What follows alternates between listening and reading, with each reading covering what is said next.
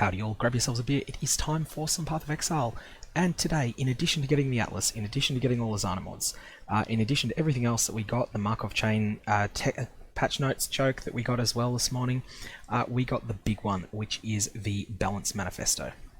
This is basically GGG going through where they think the balance of various characters relative to each other, the character power levels relative to other types of character build, and also relative to the content that we're facing. So I've gone through this, and at a very brief summary first. Casters are going to be brought down in power, melee will be brought up, but meeting at a lower power level than was the norm in Synthesis. The content is broadly unchanged. Defensively, Energy Shield is being brought down to be closer in power to life, so don't expect to face tank Shaper Slams anymore, except with extreme investment. Fundamentally, this is a reduction in character power that more than offsets the gains to melee. Now what this means, I think this is actually a good thing for the game. It means that a smaller percentage of the player base will feel that they outgrow the Atlas, that they will feel that Tier 16 content is simply too easy to be engaging and it becomes a chore. This is a major problem during Synthesis. I think it's a major reason that people were so annoyed about the lack of access to delve content, was that when you're delving deep, content is just far harder than anything that exists on the Atlas. Even once you get to 450, you find that the monsters just hit much harder. The content is just much more engaging because your character's in so much more danger all the time. And if you go further and further and further, then the content gets more and more difficult. However, the Atlas of Worlds content probably peaks out as about equivalent to Delve level 330 or so. And that's your tier 16 maps that have got 8 mods on them. What's happening here is that all of our characters are going to feel a bit weaker, possibly 30 delve depths weaker, possibly 50. And that's going to mean that if you're someone that's found all of the Atlas content too easy, now perhaps some of the harder stuff in it will be engaging again. So for veteran players, this should mean that higher tiers of content are more refreshingly harder. It may require lower and middling skill players that are at endgame to drop a tier or two in their farming, or to focus on gear earlier than they have been. I know my approach has been to largely ignore gearing up my character until I'm pretty much at the point of hitting level 90, starting to seriously get into upper red maps. I don't think that's going to be an option anymore. I think I'm going to have to make more steps to improve my gear because the content will feel harder. To give an example of why this is needed, last league I was in a group at 16 hours after the launch that was running all tier 11 maps where one person was carrying the group. This one person, this is just in gear that they'd been able to acquire within 16 hours, was just able to delete entire screens. And this is, you know, very, very, very soon into a league. So anyways, that's a broad introduction. Let's go through the various things that are outlined in the development manifesto itself. First up, melee combat changes. I'm hyped for this. I want to see it in action. Better, faster, low-level weapons will feel great, and multi-target will be a fantastic improvement early on. Early on, it's very clunky to level with a melee skill because your attacks were hitting only one target. Being able to hit more than one at once will just make melee feel a lot better. Now, there's also a skill rebalance. So we've just gone through the first section. That's all I've really got to say on that. Skill rebalance. Again, this is all about bringing outliers towards the middle. The most powerful skills, the Winter Orbs and the like, are being brought down to the point that they're, that they're more in line with the other skills in the game. I think as a good ballpark, they're not intending to nerf, or at least they haven't announced any nerfs as yet, to the cold damage over time skills. So if you have a look at the damage that they output at the moment, so this is Vortex, this is Cold Snap, expect the skills that currently tremendously outperform them. This is the Heralds of Agony, the Winter Orbs, and the like, to be brought closer to that level. Now, support gem changes. This looks fantastic. Multi-strike. Multi-strike is being transformed. Essentially, just consider that they're deleting the existing multi-strike gem and adding a new gem like it. It's going to give half the attack speed bonus it gives now, but the third attack in the sequence is going to deal double damage. This is tremendous. So basically you're getting your 4 attacks instead of 3. And now partly this has been done by GGG, partly because they want to improve performance. Partly I think because they want to tone down the amount of life gain on hit that Molten Strike can get when it's at maximum investment. But this will feel really good, I think. One little complaint is that having double damage is an on-off thing. It's not something that stacks with itself. So this is going to synergize very poorly with the potent Shaper mod, chance to deal double damage on attacks. But that's a minor concern. It's one less axis for scaling at endgame, but that only applies if your character is using multi-strike. If you're not using multi-strike, that's fine. You can also interrupt multi-strike attacks. This is the reason that multi-strike wasn't really viable in endgame content. I thought you'd find that most of the actually tougher bosses have telegraphed attacks that give you a modest amount of time to react to get out of them. However, if the Shaper starts his slam animation just after you initiate a multi-strike attack, you could very well be unable to escape it. That's changing.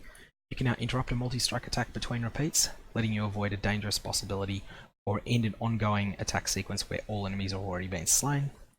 And so this should make it feel much more responsive, and I agree with that.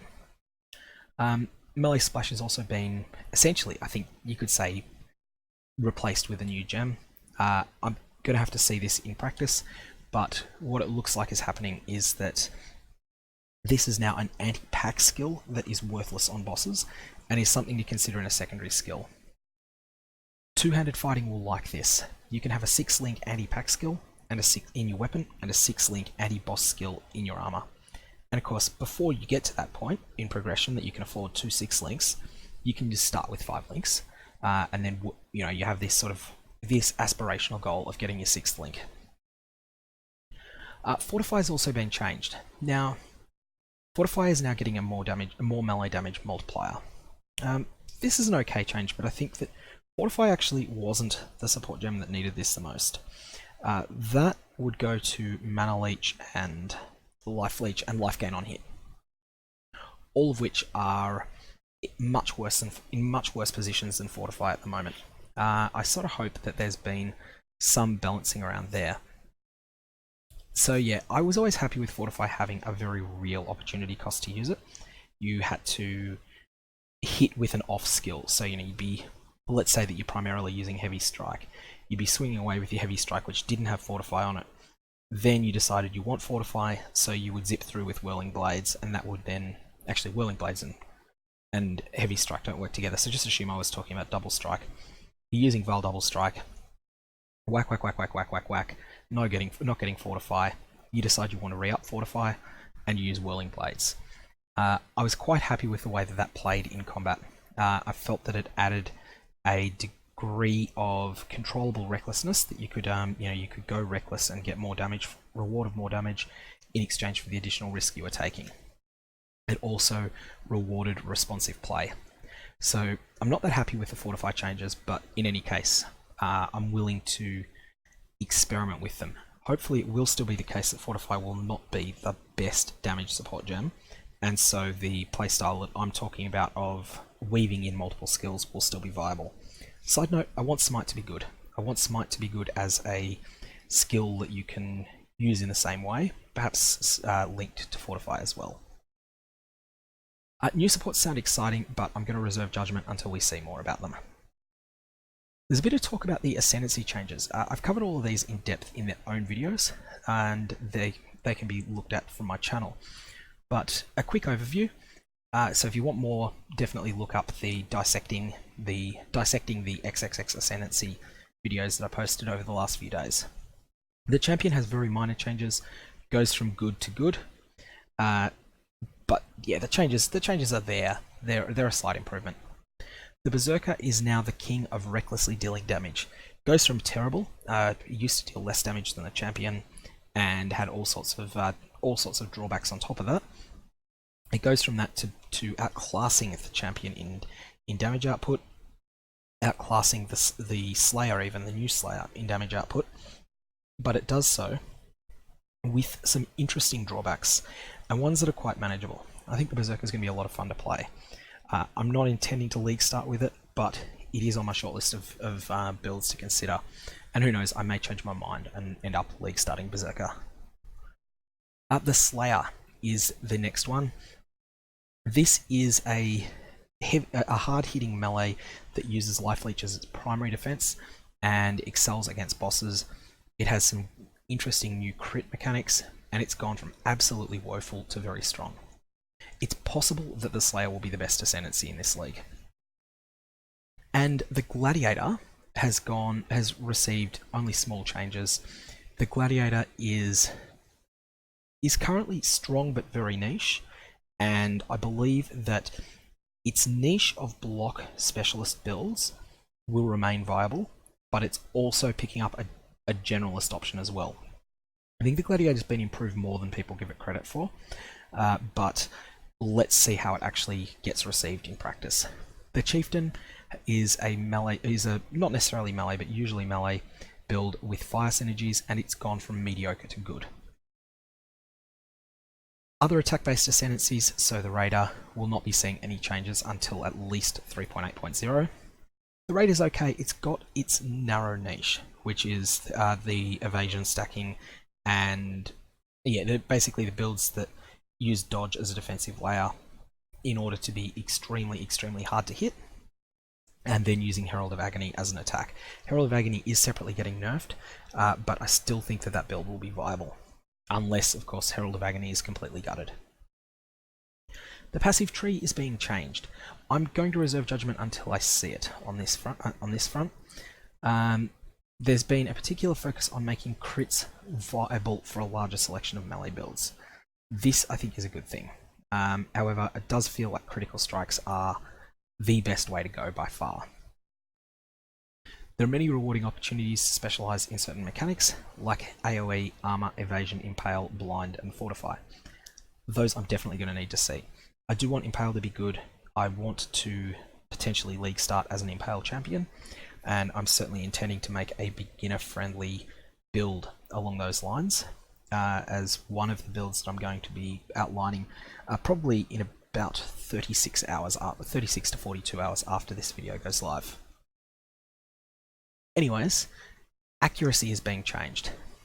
The decision to change accuracy so that 100% is achievable is an excellent choice, and also having it so that there's a soft cap at 3000, which lets you always hit normal monsters, but then there is still some merit to getting additional accuracy in order to hit monsters that have the evasive mod on them.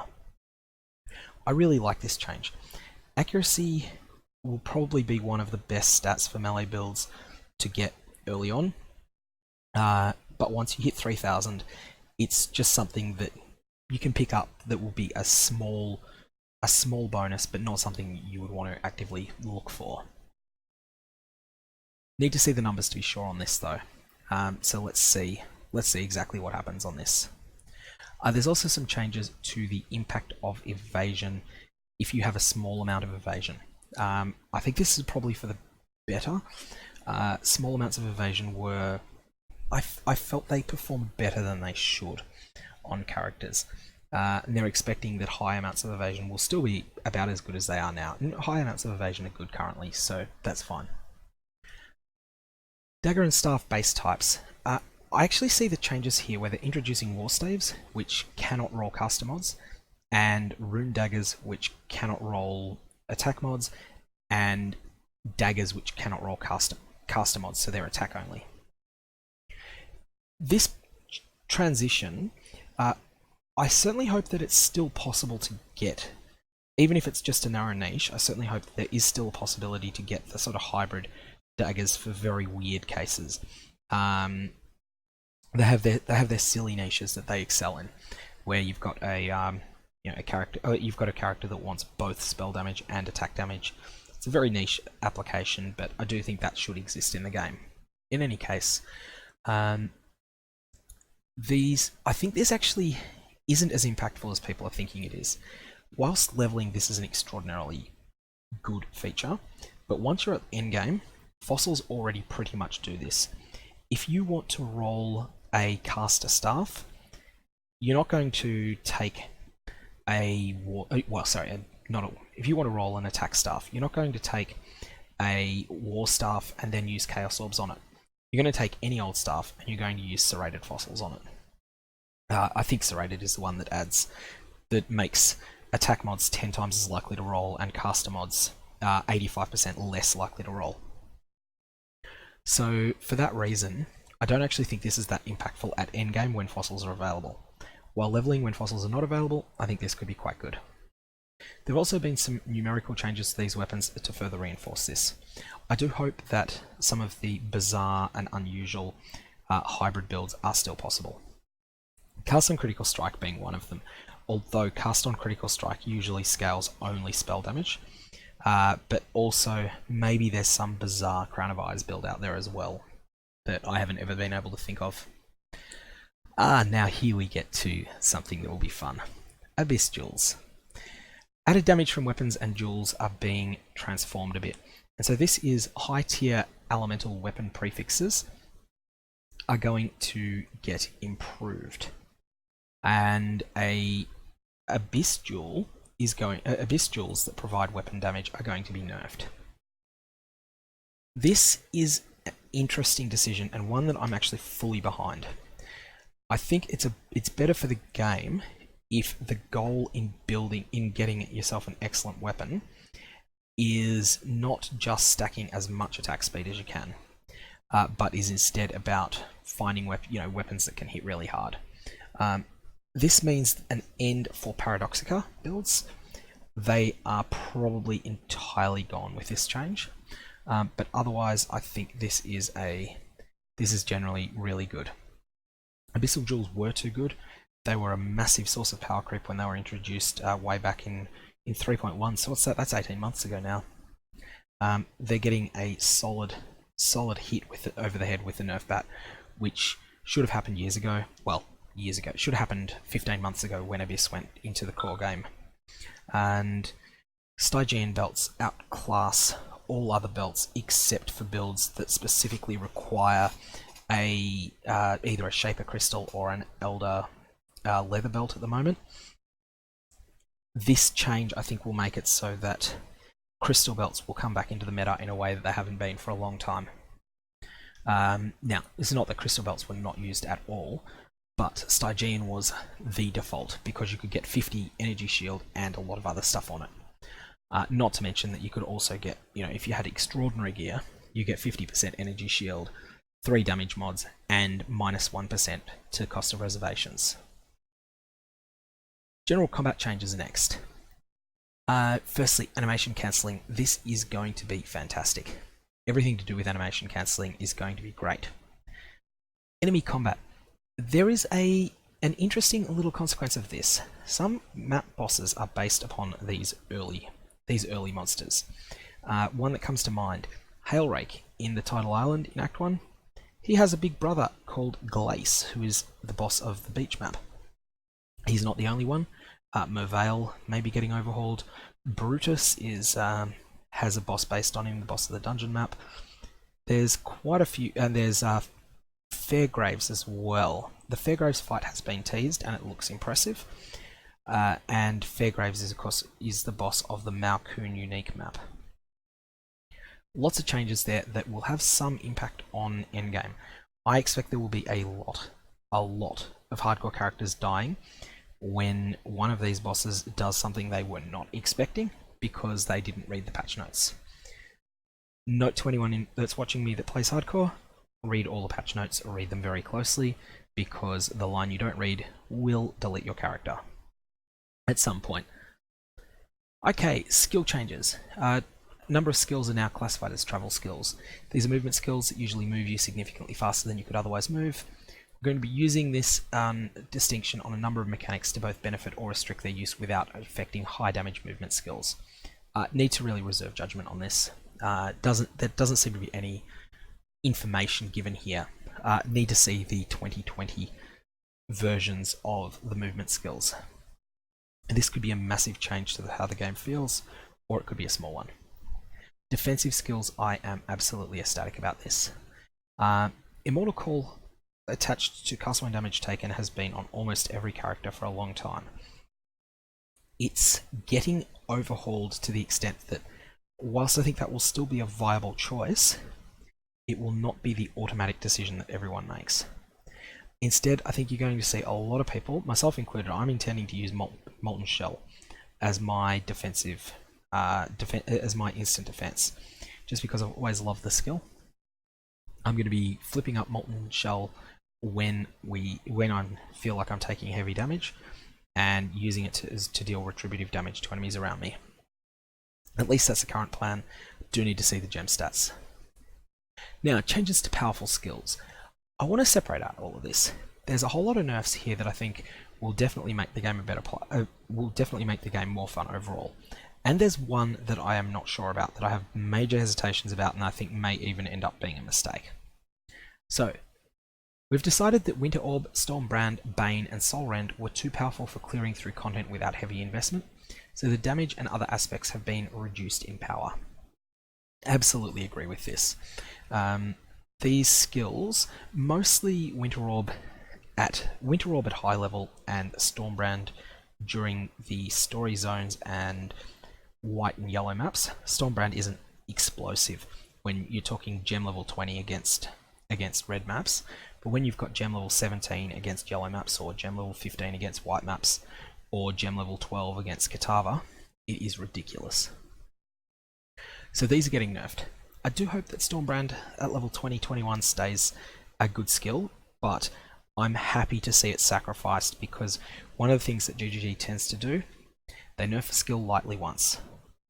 If that doesn't solve the problem, then they do not give that skill a second chance. And Winter Orb and Stormbrand were on there. They've had their warning nerf already. So this is the smash over the head nerf. Of note, Stormbrand was locking Armageddon Brand out of seeing play, just by virtue of being pretty much straight up better than it. But Armageddon Brand is not that much worse than Stormbrand at the moment, and it's mechanically very similar. So I would keep an eye on that if you're wanting to level via brands. So yeah, I'm expecting huge hits to Winter Orb and Stormbrand. Bane and Soulrend, who knows, we'll see, but I feel that they could do with nerfs they don't need. They don't need a sledgehammer, but they do need a slight tap. Warlord's Mark though. Warlord's Mark now only applies its leech bonus to attacks.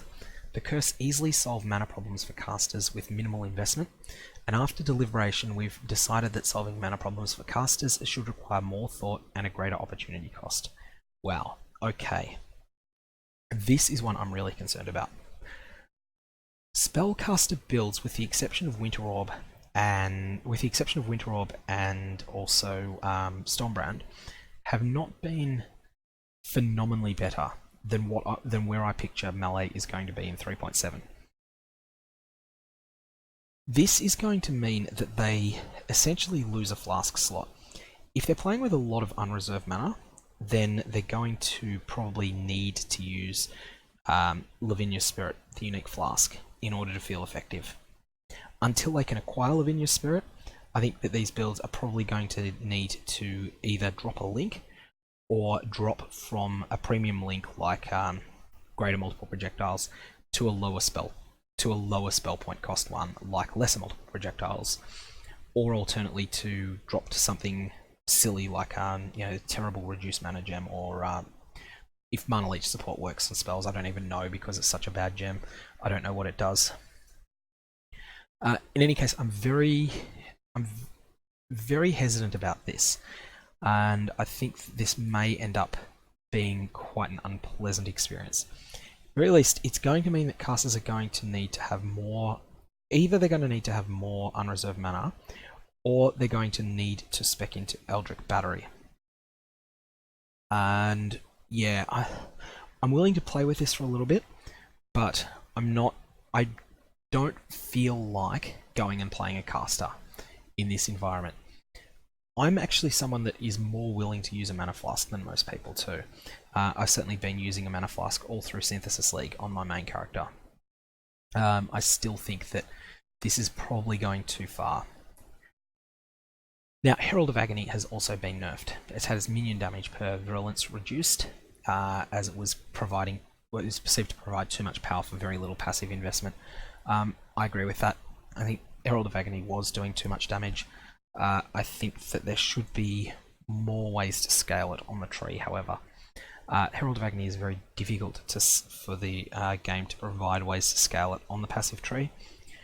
One way would be, one thing that could be given would be a node that gave minions 5% of physical damage as extra chaos damage. That would be a tool on the passive tree that could have quite a high opportunity cost to take, and that would allow a Herald of Agony build to spec into it and gain great rewards for that node. But as it is, I think Herald of Agony, the numbers are going to decide whether this is a skill that is still viable or whether it's pretty much kaput, and I can't answer that at the moment. Passive tree changes. Certain notables that provided too much power have been nerfed. Occultist has been spanked with the nerf hammer. Time will tell how hard. Ghost Dance has been nerfed, and Beacon of Ruin has been slaughtered. This doesn't destroy Elementalist completely, but it puts it in a fairly mediocre shape. My current prediction is that Trickster will still be fine without Ghost Dance being as good as it is now. Occultist will take a hammering, but won't fall completely off the radar unless there's other changes as well. And Elementalist will also fall down to be pretty low representation, but will be played. Think about the amount that Gladiator or Champion were played in 3.6. That's about the amount that I'm expecting the Elementalist and the Occultist to be played. Trickster, I think, will be the third best Ascendancy still. Will be the third best Ascendancy behind Slayer and Berserker. So Slayer number 1, Berserker number 2, Trickster number 3 is my prediction, but I'm very, very open to being proven wrong on that. Now, Blood Magic and Mortal Conviction are being transformed. This basically kills one specific build, but I think in general it's a pretty fine change. This is going to be a huge improvement for life builds in general. The ability to run one aura when on Blood Magic, when running the Blood Magic Keystone, is going to be great. And so that's going to be great, but there's a very real cost for some builds. I don't think we're going to see very many Scion Aura bots or Aura support builds in the next league, but the Guardian and Necromancer ones are still intact, so if people like to play a support playstyle, they still can, they just won't be Scions. Now, the Keystone adjustment. Nodes behind Keystones being removed. I'm not sure I like this. And they're saying they're removing the powerful passive clusters behind many Keystones. These were being used to add additional power to Keystones in a way that worked well on the passive tree, but unique items were unable to receive the same power without characters having to double up by taking both the unique and the Keystone. So for instance, if you had Mind Over Matter on the tree, there were some powerful mana nodes behind it, but if you got Mind Over Matter on an item, you wouldn't be able to get those mana nodes unless you actually moved to where Mind Over Matter was on the passive tree, which then ends up completely removing the point of taking that node.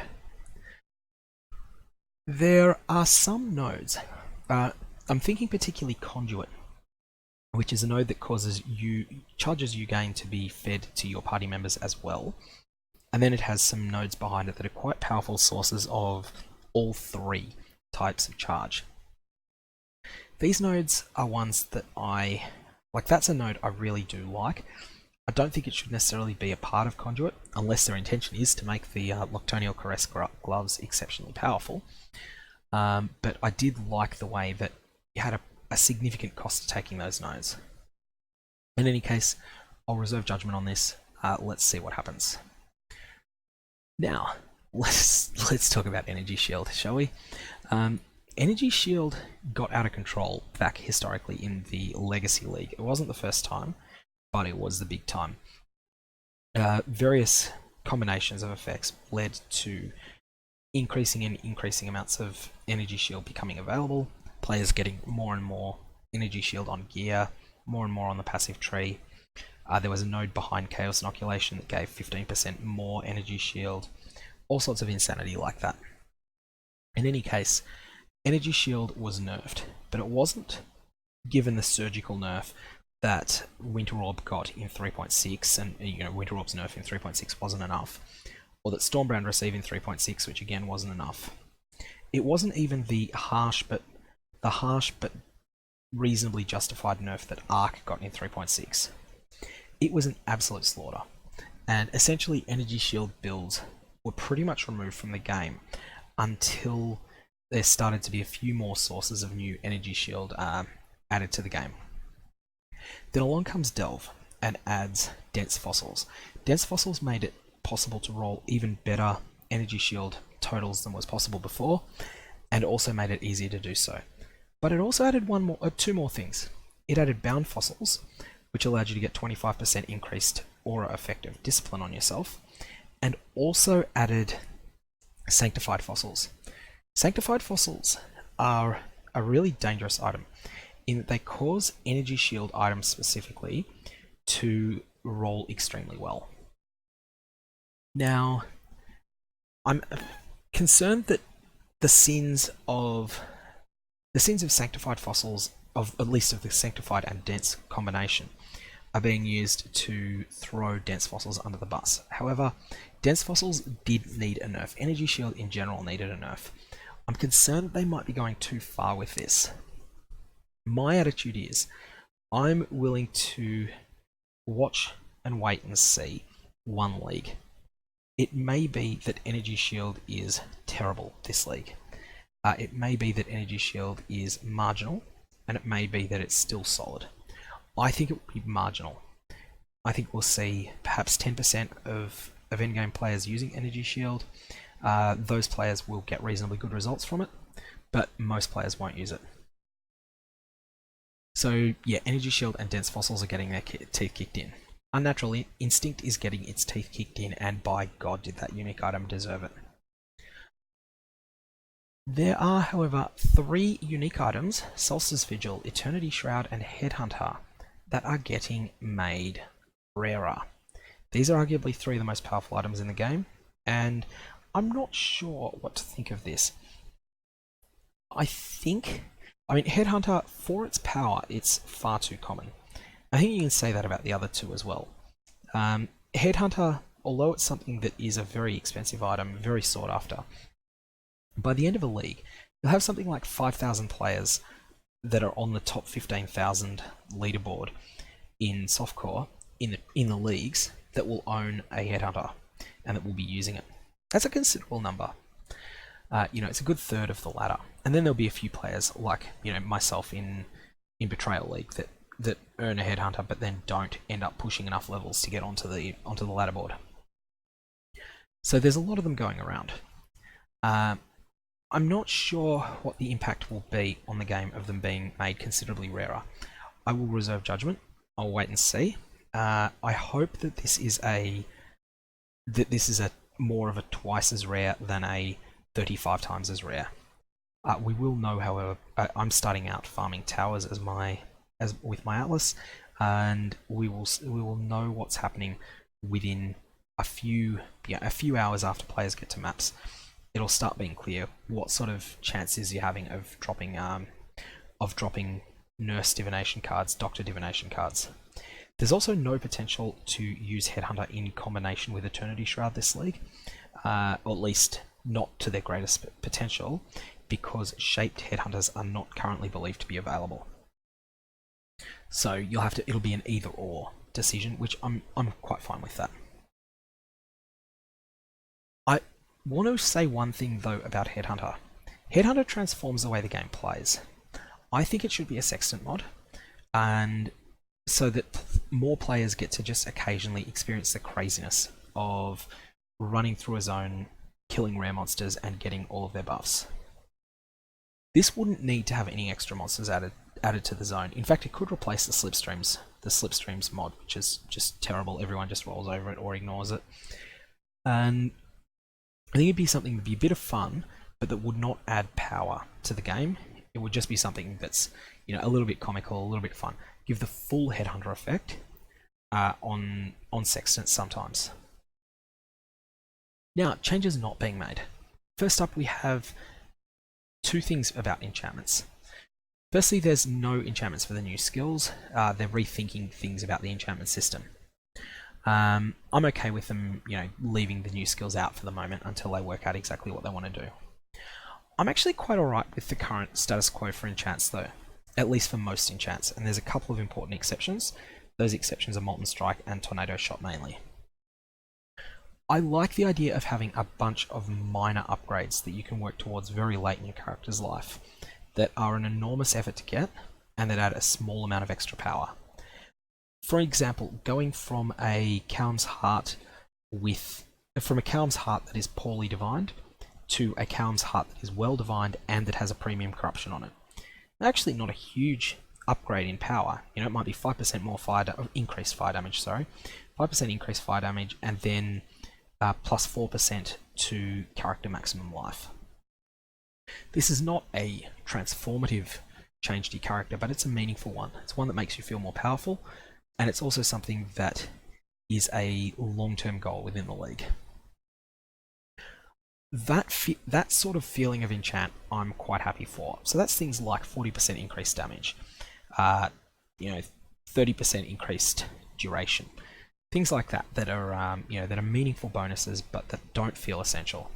The problem ones are the Molten Strikes and the Tornado Shots, where your build feels so much weaker without them that you feel that it is an essential piece of kit and that you're willing to forego all the power of a good rare item in order to just get a bad unique that has that specific desired enchant on it. So yeah, I think rarity is good when it's a tiny bonus, like going from a 3-mod jewel to a 4-mod jewel, a small upgrade that costs a lot.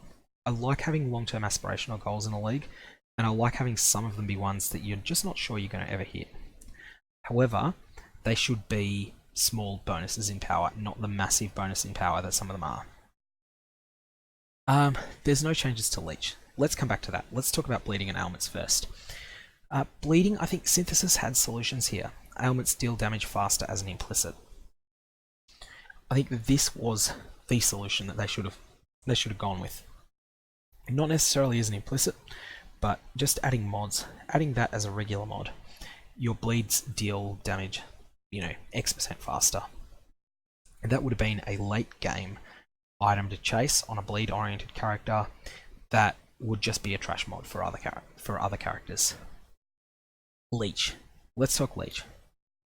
Leech is such a complicated mechanic, and I don't think there's very many players that fully understand how Leech works. I felt at one point that I understood it, but I don't really remember it now. It's an absolute nightmare to try and understand it. I think that an overhaul of Leech would have been a great thing. I don't know how you would do this, and I think perhaps decoupling the amount of healing from the amount of damage you do to monsters might be an idea. So for instance, one idea, this is just me throwing ideas out there.